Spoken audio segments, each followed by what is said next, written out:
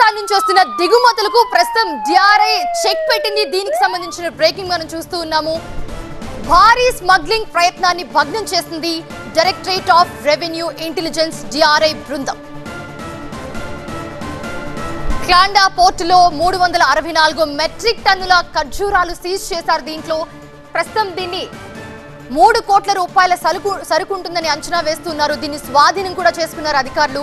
మొత్తం 13 కంటైనర్లను అధికారులు స్వాధీనం చేసుకున్నారు. యుఏఈ పేరుతో పాకిస్తాన్ నుంచి ఖర్జూరాలను దిగుమతి ప్రయత్నం జరుగుతున్నట్లుగా గుర్తించారు. ఎగుమతిదారు సమాచారాన్ని తప్పుగా ప్రకటించినట్లు చెప్తూ ఉన్నారు అధికారులు. వాస్తవానికి పాకిస్తాన్ నుంచి దిగుమతులపై భారత్లోకి నిషేధం కొనసాగుతోంది. ఈ దిగుమతులపై కస్టమ్స్ చట్టం కింద దర్యాప్తు కొనసాగుతోంది.